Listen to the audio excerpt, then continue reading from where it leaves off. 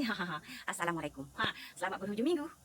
Sebab sekarang, hari ni, semalam minta maaf lah, tak sempat nak review.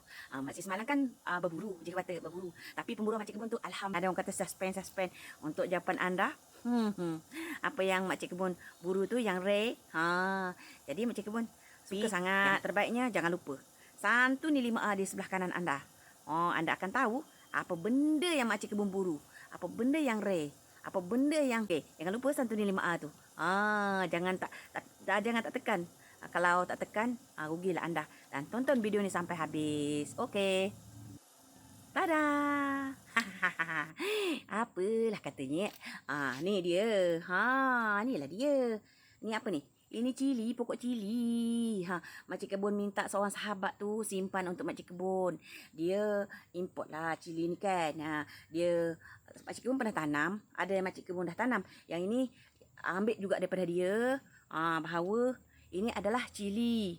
Namanya Devil Chili. Cili syaitan. Dia dipanggil macam tu kan. Tapi rasa macam tak seronok lah. Tak apalah.